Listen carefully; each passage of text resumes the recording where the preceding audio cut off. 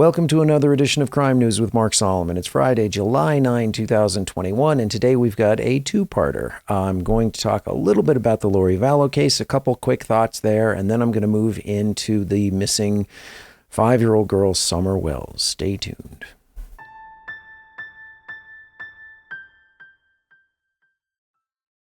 But before we get to that, don't forget to click like and subscribe if you're enjoying these videos with a little bell next to it to be notified of future videos. If you're enjoying this one, the next one might be even better.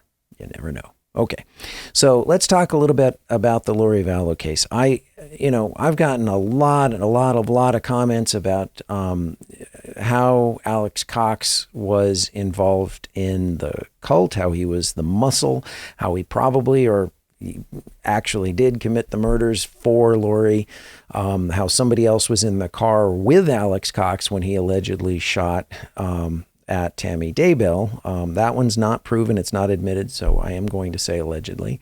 And, part of what keeps coming up is how he died. I've done a series of videos on, could it be plants? Could it be, could it have been a bunch of things? And one of the things that a lot of people have suggested were eye drops. And I had done a video, which I want to go over quickly.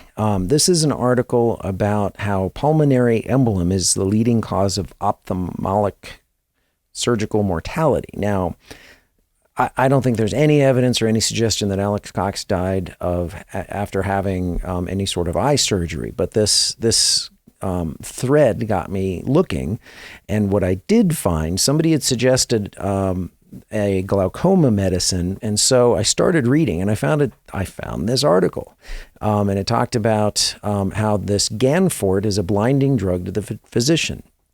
Ganfort being eye drops for people with glaucoma. And it talks about how, on admission, he had a normal heart rate, pulse oximetry and examination. And using these tests, he looked fine. But the scan, this is interesting, the scan subsequently showed extensive bilateral multiple large pulmonary emboli. Long story short, this kind of goes back to what I was saying, that he could have had pulmonary embolism. From what a lot of people were saying, he's an over-the-road trucker. We don't know if he was actively working, but if Alex Cox had pulmonary embolism, non-fatal or even near fatal, he could have been poisoned. It's possible that he could have been poisoned. And when the medical examiner looked at his lungs and found these giant blood clots, which may have actually been setting in to kill him anyway. But if he'd been killed by a poison, these blood clots could have very easily have masked that. And I think this article, again, Ganfort, a blinding drug to the physician, if he had had a poison which killed him and these blood clots looked fatal, that could have easily been when they stopped looking and didn't do any more tests. Okay. Wanted to bring that up. Let's move on to the comment that I think I'm going to close this section of the video on in regards to the Lori Vallow case.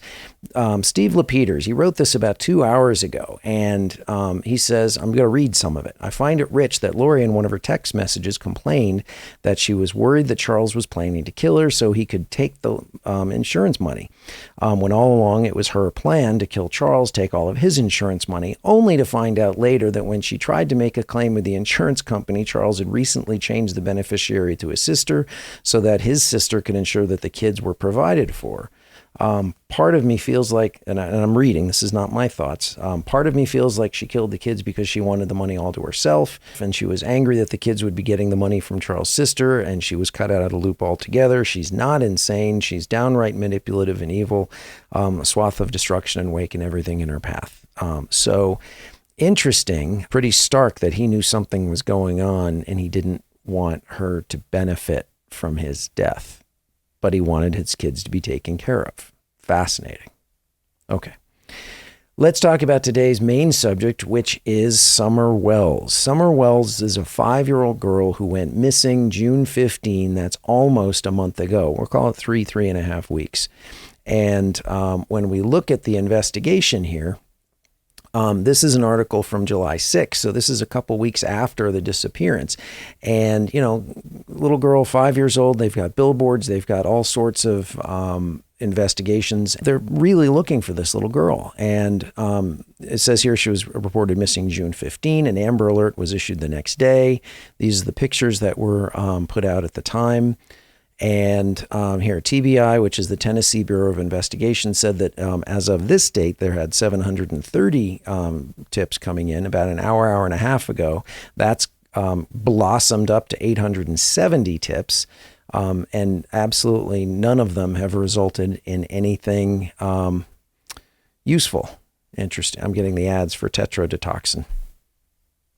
My regular viewers know why. So she was last seen going into her home, Ben Hill Road, on June 15, June 26.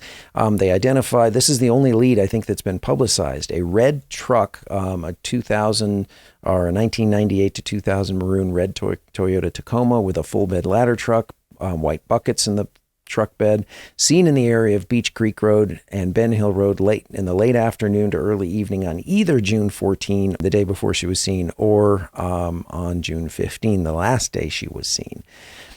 They haven't really released any more details than that. And it's interesting because we don't really know why she's missing. We only know that she's missing. We don't know the circumstances of who she was with.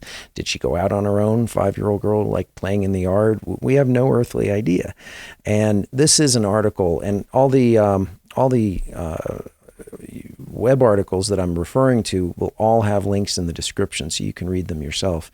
But here is an article about a former investigator weighing in on the Summer Wells case. And he's saying that, stark comment, as each day passes, it's more alarming that she may not come home safely, but there have been children found over the years, many children found over the years that do come home safely. This particular former investigator works for a resource for victims of abuse crimes. He's not an investigator anymore, but he says he'd been doing this for several decades. And this is the part that I just wanted to highlight. If they're not letting information out to the public, it may be, and I'm just saying this from experience, it may be because they have some good leads that they can't afford for the public to be involved in. And so when I look at that, little 5-year-old girl goes missing. She was either abducted or hurt by someone she knew. It's the only possibilities. And if they're putting out leads of a red pickup truck from the day before or the day of her disappearance, it could either be that it's a good lead or that they're trying to rule that out so that they can focus on the people they really want to investigate. And this is the strange part. This was also where she was not the first person in their family to go missing. Now we're talking about 2009, but Summer Wells' aunt went missing back in 2009. They still have no idea, and it was in 2019 that the Polk County Sheriff's Office did a video about what was going on, hoping to get some information about the whereabouts of Summer Wells' aunt. And this is 2 years before Summer Wells disappeared, which was 3 weeks ago. So kind of strange. And I think that